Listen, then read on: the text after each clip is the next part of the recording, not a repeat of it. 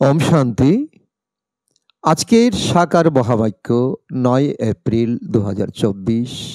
বাবা বলেছেন, মিষ্টি বাচ্চারা, এখন তোমাদের সব দিক থেকে সকল তার ছিন্ন হওয়া উচিত, কেননা ঘরে ফিরে যেতে হবে। এমন কোনো বিকর্ম যেন না হয় যাতে ব্রাহ্মণকুলের নাম বদনাম হয়ে যায়। আজকের প্রশ্ন, বাবা কোন বাচ্চাদের দেখে খুশি হন? কোন বাচ্চারা বাবার নয়নে সমাহিত হয়ে আছে? উত্তর, যে বাচ্চারা অনেককে সুখদায়ী মানিয়ে তোলে, যারা সেবাপরায়ণ, তাদের দেখে বাবাও খুশি হন। যে বাচ্চাদের বুদ্ধিতে থাকে যে এক বাবার কথাই শুনব, বাবার সাথেই কথা বলবো, এমন বাচ্চারা বাবার নয়নে সমাহিত হয়ে থাকে। বাবা বলেন, যে বাচ্চারা আমার সার্ভিস করে তারা আমার অতি প্রিয়। এমন বাচ্চাদের আমি স্মরণ করি। ওম শান্তি। মিষ্টি মিষ্টি আত্মারূপী বাচ্চারা জানে যে আমরা বাবার সামনে বসে আছি। সেই বাবা আমাদের টিচারের রূপে পড়ান। সেই বাবা পতিত পাবন, আবার সদ্গতি দাতাও। তিনি আমাদের সাথে করেও নিয়ে যান, আবার সহজ রাস্তাও বলে দেন। তিনি আমাদের পতিত থেকে পবিত্র করার জন্য কোনো পরিশ্রম করান না। যেখানেই যাও না কেন, ঘুরতে ফিরতে বিদেশে গিয়েও কেবলমাত্র নিজেকে আত্মা মনে করো। যেভাবেই হোক বোঝো, কিন্তু তবুও বাবা বলেন, নিজেকে আত্মা নিশ্চয় করো, দেহ ভাব ত্যাগ করে আত্মা অভিমানী হও। আমরা আত্মা এই শরীর ধারণ করি পার্ট প্লে করার জন্য। এক শরীরের দ্বারা পার্ট প্লে করে আবার অন্য শরীর ধারণ করি। কারোর পার্ট ১০০ বছরের, কারোর ৮০ বছরের, কারোর আবার ২ বছরের, আবার কারোর ৬ মাসের। কেউ কেউ আবার জন্মেই মারা যায়, কেউ আবার জন্ম নেওয়ার পূর্বেই গর্ভেই মারা যায়। এখন এখানকার পুনর্জন্ম আর সত্যযুগের পুনর্জন্মের মধ্যে রাত দিনের তফাৎ। এখানে গর্ভে জন্ম নেয় তো একে গর্ভজেল বলা হয়। শতযুগে গর্ভ জেল হয় না, গর্ভমহল হয়। ওখানে বিকর্ম হয়ই না, কারণ ওখানে রাবণ রাজ্যই নেই। বাবা সব কথা বুঝিয়ে বলেন। অসীম জগতের বাবা বসে এই শরীরের দ্বারা বুঝিয়ে বলেন, এই শরীরের আত্মাও শোনে। জ্ঞানের সাগর বাবাই শোনান। যার নিজের কোনো শরীর নেই তাকে সর্বদা শিবই বলা হয়। তিনি যেমন পুনর্জন্ম রহিত, তেমনি নাম রূপ রহিত। তাকে বলা হয় সদাশিব। সর্বদার জন্য তিনি শিবই। তার শরীরের কোনো নাম হয় না। ওনার মধ্যেও যখন প্রবেশ করেন তখনও ওনার শরীরের নামও তাকে দেওয়া হয় না। এ হলো তোমাদের অসীম জগতের সন্ন্যাস। ওরা হয় জাগতিক সন্ন্যাস, জাগতিক সন্ন্যাসী বলে। তাদের নামও মানুষের মুখে মুখে থাকে। বাবা তোমাদেরও কত ভালো ভালো নাম রেখেছেন। ড্রামা অনুসারে যাকে নাম দেওয়া হয়েছে তারাও উধাও হয়ে গেছে। বাবা মনে করেন, যদি আমার হয় তাহলে অবশ্যই থাকবে।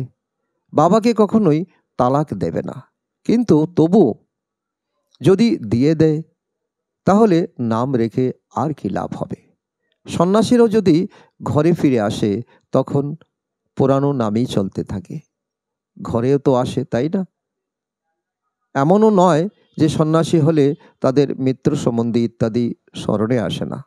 কারোর তো তাদের মিত্র সম্বন্ধীদের কথা খুবই স্মরণে আসে। তারা মোহতে ফেঁসে মরে, সুতোর বাঁধনে আটকে থাকে। কারোর আবার চট করেই কানেকশন ছিন্ন হয়ে যায়। এ তার ছিন্ন তো করতেই হবে। সর্বধর্ম পরিত্যাজ্য মামেকম শরণং ব্রজ। বাবা বুঝিয়েছেন যে এখন তো ঘরে ফিরে যেতে হবে। বাবা নিজে বসেই বলেন। ভোরবেলাও তো বাবা বলছিলেন, তাই না? দেখে দেখে মনে সুখের অনুভব হয় কেন? বাচ্চারা বাবার নয়নে সমাহিত হয়ে আছে। আত্মারও তো নয়নেরই আলো। বাবাও তো বাচ্চাদের দেখে খুশি হন, তাই না? কেউ কেউ তো খুব ভালো বাচ্চা হয় যারা সেন্টারের দেখাশোনা করে। কেউ আবার ব্রাহ্মণ হয়েও বিকারে চলে যায়। তারা অবাধ্য সন্তান হয়। তাই এই বাবাও সেবা পরায়ণ, বাচ্চাদের দেখে খুশি হন। অসীম জগতের বাবা বলেন, ওদের তো কুল কলঙ্কিত বলা হয়, ওরা ব্রাহ্মণ কুলের নাম বদনাম করে দেয়। বাবা বাচ্চাদের বোঝাতে থাকেন, কারোর নাম রূপে আটকে যেও না, এটা অনেক বড় মায়া। তাহলে তাদেরও সেমি কুল কলঙ্কিত বলা হবে। সেমির থেকে আবার ফাইনালও হয়ে যায়। তারা নিজেরাই লেখে যে বাবা আমরা নেমে গেছি, আমরা মুখ কালো করে দিয়েছি, মায়া আমাদের ধোকা দিয়ে দিয়েছে, মায়ার ঝড় অনেক আসে। বাবা বলেন, কাম কাটারি চালালে এও একে অপরকে দুঃখ দেওয়া হয়, তাই প্রতিজ্ঞা করান। তারা রক্ত দিয়েও বড় বড় পত্র লেখে, আজ তারা আর নেই। বাবা বলেন, ওহো মায়া, তুমি জবরদস্ত। এমন বাচ্চারা যারা রক্ত দিয়েও লিখে দিত, তুমি তাদেরও খেয়ে ফেলে থাকো। বাবা যেমন সমর্থ অর্থাৎ শক্তিশালী, মায়াও তেমনই সমর্থ অর্থাৎ শক্তিশালী। তোমরা অর্ধেক কল্প বাবার শক্তির অবিনাশী উত্তরাধিকার পাও, অর্ধেক কল্প মায়া সেই শক্তিকে খুইয়ে দেয়। এ হলো ভারতের কথা। দেবী দেবতা ধর্মের মানুষরাই বিত্তবান থেকে দেউলিয়া হয়ে যায়।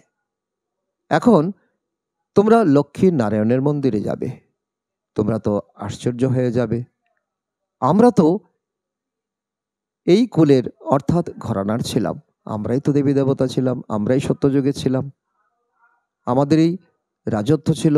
এখন আমরা আবার পড়াশোনা করছি, এখন আমরা আবার পবিত্র হচ্ছি। ব্রহ্মার আত্ম বাবার কাছ থেকে পড়ছে।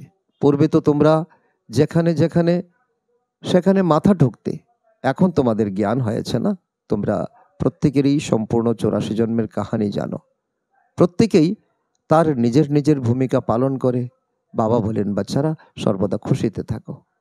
এখানকার এই খুশির সংস্কার তোমরা সাথে করে নিয়ে যাবে। তোমরা জানো যে আমরা কি হই। বেহদের বাবা আমাদের এই অবিনাশী উত্তরাধিকার দিচ্ছেন, আর কেউই তা দিতে পারে না। একজন মানুষও নেই যে জানে যে এই লক্ষ্মী নারায়ণ কোথায় গেলেন।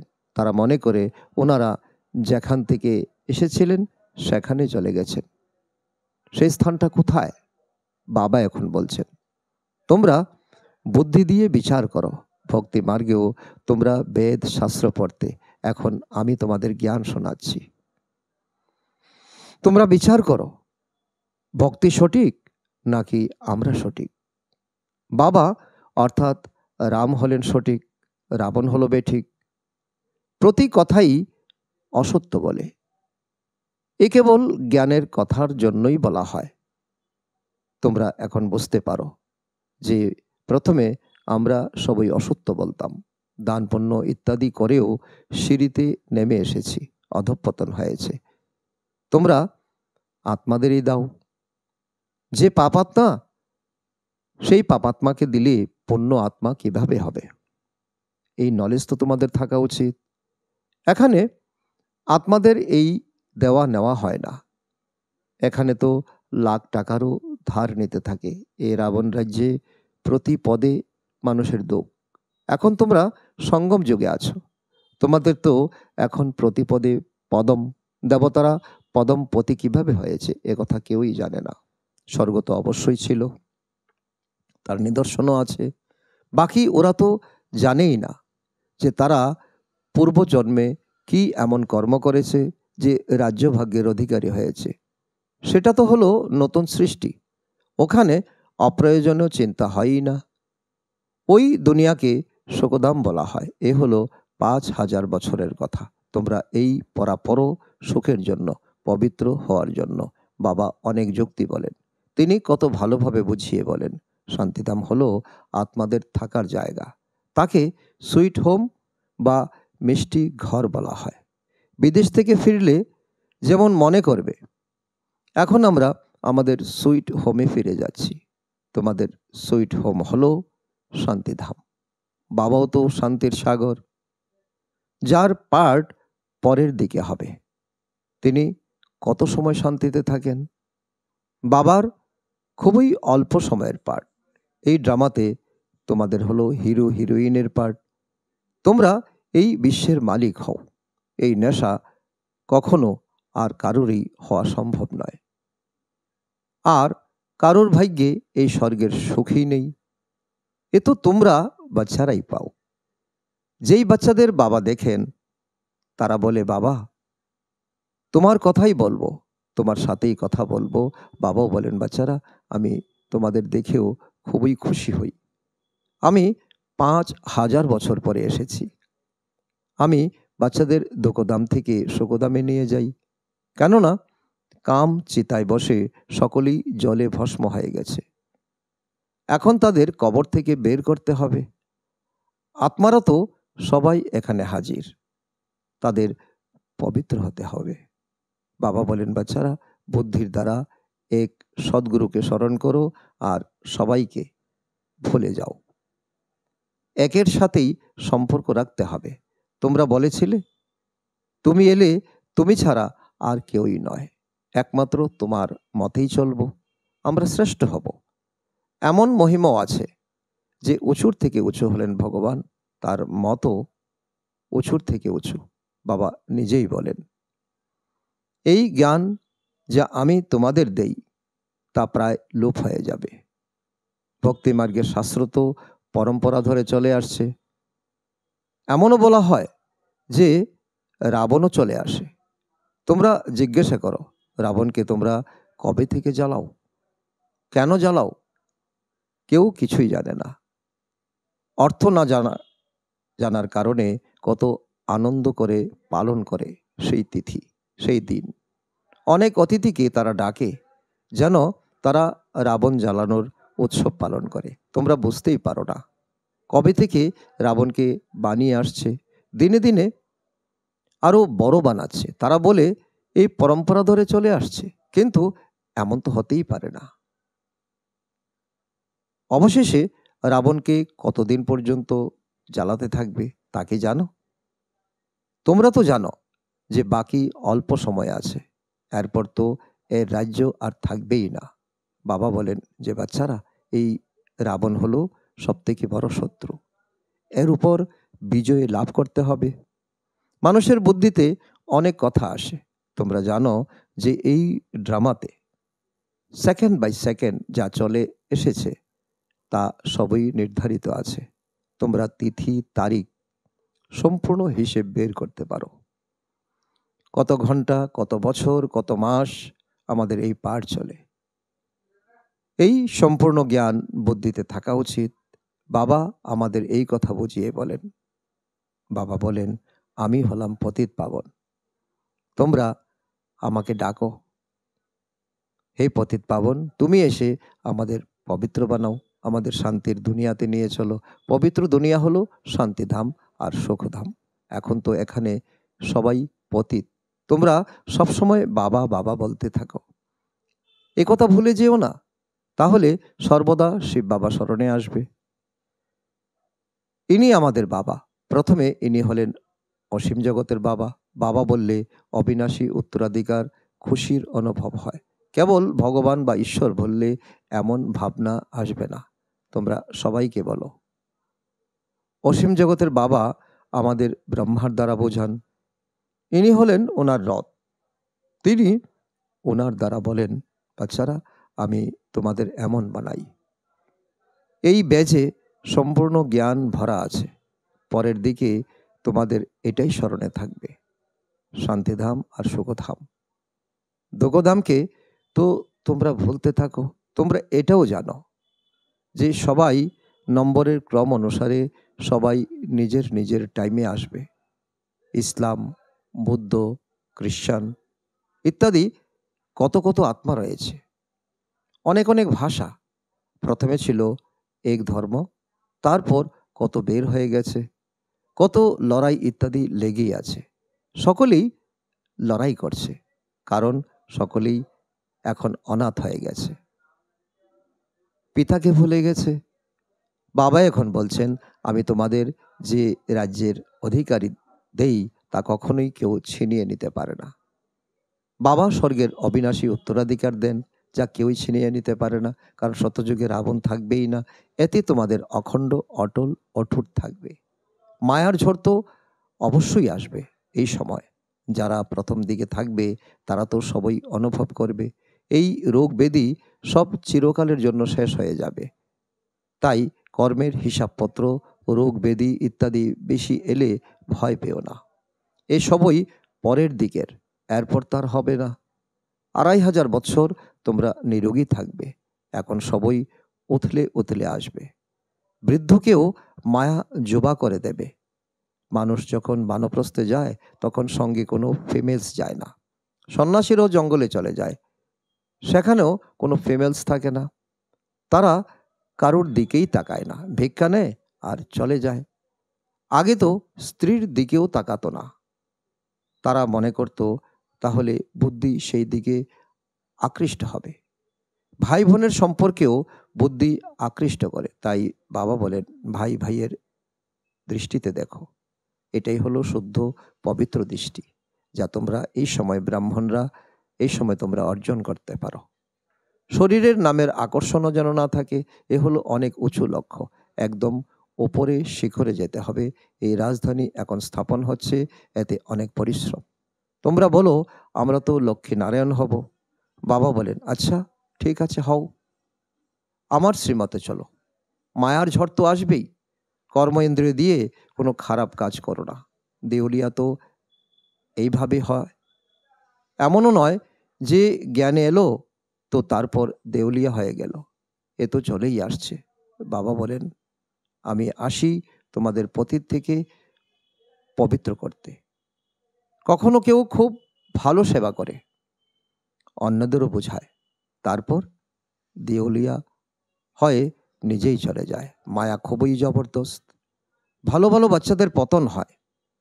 বাবা বসে বোঝান, আমার সার্ভিস যারা করে এমন বাচ্চারাই আমার প্রিয়। তারা অনেককেই সুখদায়ী করে। আমি এমন বাচ্চাদেরই স্মরণ করি। আচ্ছা, মিষ্টি মিষ্টি হারানিধি বাচ্চাদের প্রতি মাতা পিতা বাপদাদার স্মরণের স্নেহ সমন আর সুপ্রভাত। আত্মাদের পিতা তার আত্মারূপী বাচ্চাদের জানাচ্ছেন নমস্কার। আমরা আত্মারূপী সন্তানরা আমাদের মাতা পিতা বাপদাদাকে জানাই স্মরণের স্নেহ সমন এবং সুপ্রভাত। ধারণার জন্য মোক্ষ সার। ১ নম্বর, কারুর নাম রূপে মোহিত হয়ে কুল কলঙ্কিত করবে না। মায়ার প্রভাবে এসে একে অপরকে দুঃখ দেবে না। বাবার থেকে সমর্থী অর্থাৎ শক্তিশালী হওয়ার উত্তরাধিকার নিতে হবে। নাম্বার ২, সদা খুশিতে থাকার সংস্কার এখান থেকেই ভরপুর করতে হবে। এখন পাপ আত্মাদের সঙ্গে কোনো প্রকারের দেওয়া নেওয়ার সম্পর্ক স্থাপন করবে না। রোগ ব্যাধি ইত্যাদিতে ভয় পেও না। সব হিসাবপত্র এখনই শোধ করতে হবে। আজকের বরদান, উইল পাওয়ারের দ্বারা সেকেন্ডে ব্যর্থকে ফুল স্টপ লাগানো, অশরীরী ভব। অর্থ হলো, সেকেন্ডে অশরীরী হওয়ার ফাউন্ডেশন হলো এই অসীম জগতের বৈরাগ্য বৃত্তি। এই বৈরাগ্য এমনই যোগ্য ধরনী যে এখানে যা কিছু রোপণ করো, যেমনই কর্ম করো, তার ফল অতি শীঘ্র বেরিয়ে আসে। তো এখন এইরকম উইল পাওয়ার হবে যে সংকল্প করলে ব্যর্থ সমাপ্ত হোক, তা সেকেন্ডে সমাপ্ত হয়ে যাবে। যখন চাও, যেখানে চাও, যে স্থিতিতে চাও, সেকেন্ডে সেট করে নাও। সেবা তার দিকে যেন টানে না। সেকেন্ডে ফুল স্টপ লেগে যাবে, তবেই সহজেই অশরীরী হয়ে যাবে। আজকের স্লোগান, বাবার সমান হতে হলে যা বিগড়ে গেছে তাকে সঠিক বানাও। আচ্ছা, ওম শান্তি।